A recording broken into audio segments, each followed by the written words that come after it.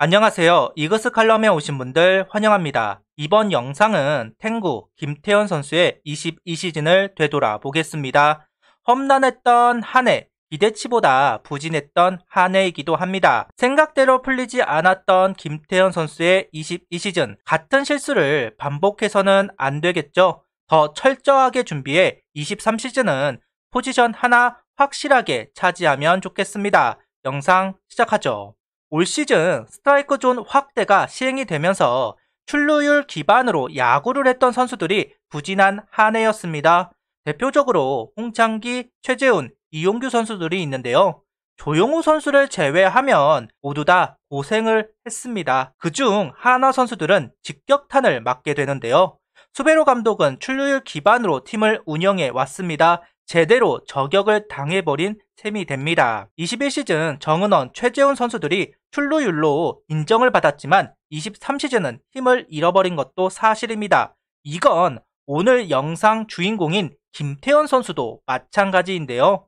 장점을 잃어버리면서 고전을 하게 되는 김태현 선수의 22시즌이었습니다. 심지어 수비에도 문제가 생기기 시작합니다. 한화 구단과 수베로 감독은 김태현 선수를 내야수가 아닌 외야수로 포변을 하길 원했고, 김태현 선수는 스프링 캠프 당시 외야 수비에 집중하게 됩니다. FA로 박건우 선수를 데리고 오지 못하자 선택한 방법이라고 생각을 하는데요. 하지만 수베로 감독은 시범 경기 도중 김태현 선수를 다시 내야수로 기용을 하기 시작을 하는데요.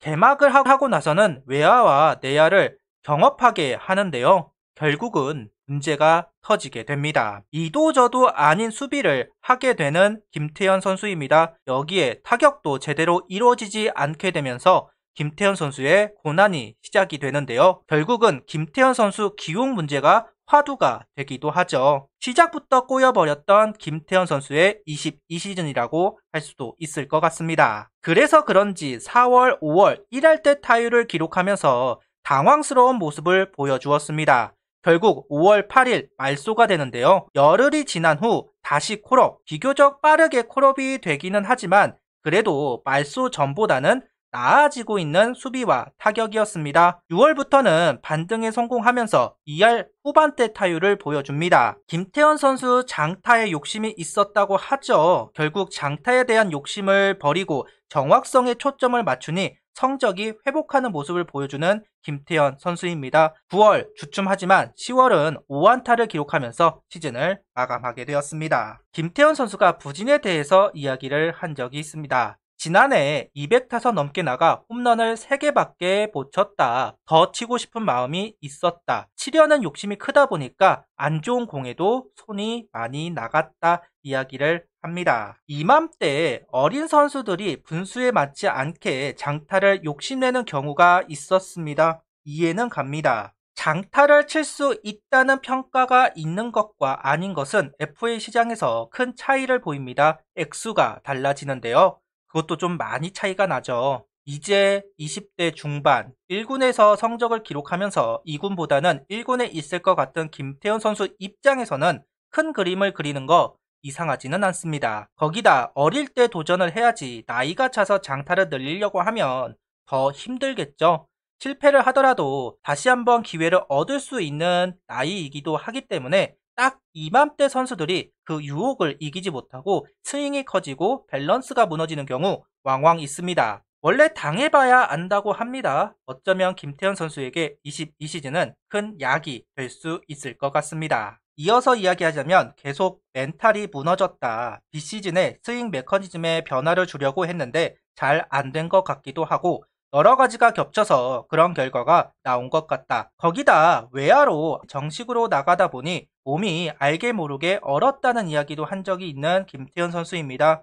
죽기 살기로 외야에 납두던가 빠르게 오판은 인정하고 내야로 돌리던가 해야 했는데 이도저도 아닌 스탠스가 길어지다 보니까 힘들어진 건 김태현 선수이지 않았나 싶습니다. 물론 확실한 모습을 보여주지 못한 건 분명 김태현 선수의 잘못이기도 합니다. 23시즌은 반복해서는 안 되겠죠. 21시즌과 이번 22시즌을 보면 잠수함 선수들에게 특히나 강점을 보인 김태현 선수입니다. 그리고 좌투수, 우투수 선으로 강점을 보이고 있습니다. 근데 또 특이한 것은 5타석 이상 상대한 투수들 중 강점을 보인 선수는 LG 이민호, 켈리 선수, 삼성 수아레즈 선수, 우타자들인 것은 특이한 부분인 것 같습니다. 사람은 어느 유형이나 잘 칠 수는 없는데요. 이런 모습을 보면 김태현 선수를 어떻게 활용해야 하는지 알 수 있을 것 같습니다. 23시즌 보강이 되었기 때문에 김태현 선수가 주전 스타팅으로 나설 수 있을지 의문입니다.